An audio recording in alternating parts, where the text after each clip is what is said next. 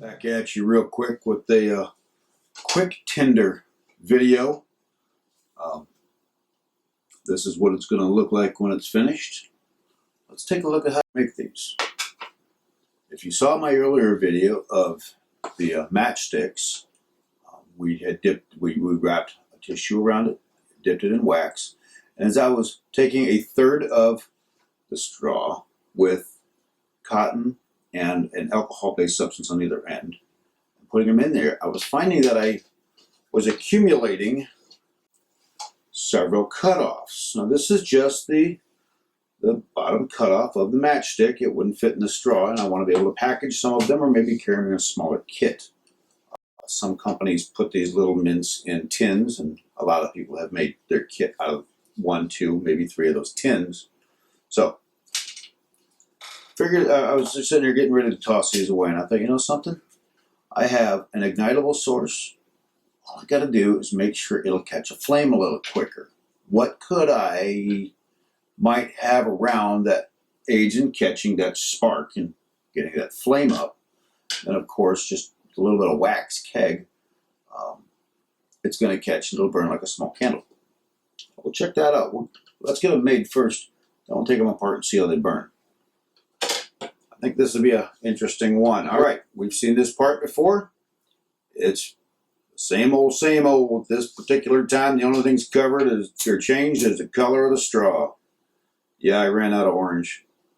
If you remember one of my earlier videos, I talk about using different straw colors in the packages. Get a couple packages, because I went back to the store where I purchased these just like a week ago, and I was told they're seasonal.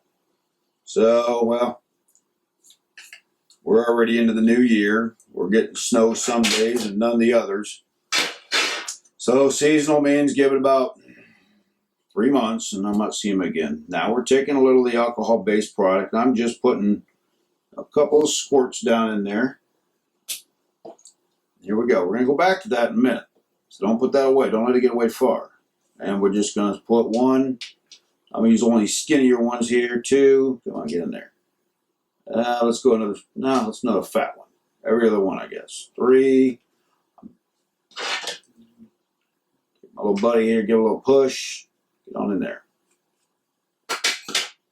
Now, back to this wonderful product. Again, give it a couple squirts. Now we're attacking that from the top and the bottom. What do we got? 3. A little fat one kind of helps wick the sides down a little bit. A little skinny one. That's 5.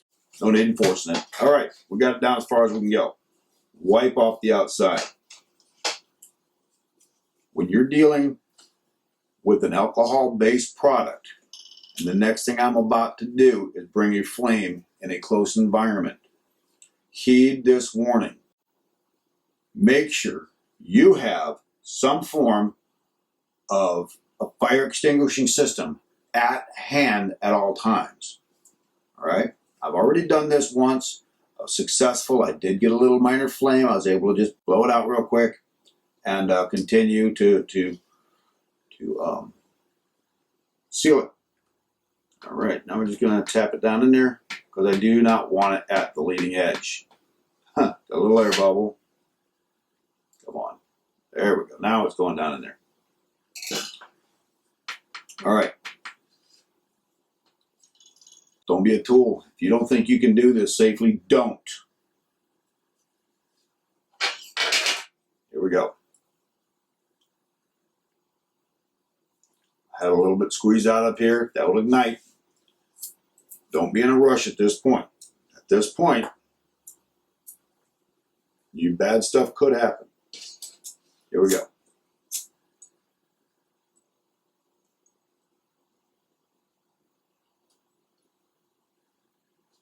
All right, we got a nice little melt on the end and crimp.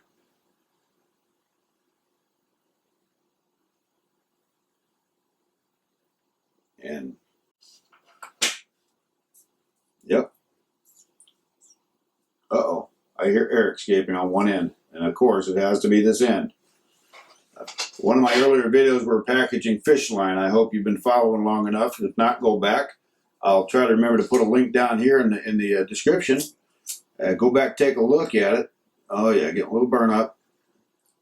I take a look at it, and I'm helping a friend of mine pack up the fishing kit, the little blue tube that we have on there. You see it a few times, a few different vids. And we couldn't get it sealed. We could not get that air bubble to transfer from end to end, simply because there was a little piece of the bank line caught up here in the area where we're trying to seal it. So just remember, don't watch somebody kick a landmine and think that's a smart idea. If you kick it differently, you'll find a different result. The only difference is going to be a different leg. Wick, can't wait to light this and see how it takes a spark. I have a feeling that I'll be able to get this even off of the extended battery for a cell phone and the cell phone wire. So there you go. Strive to survive, to stay alive. Knowledge is useless if you're not writing it down and sharing it with others. Have a great day. See you in another video.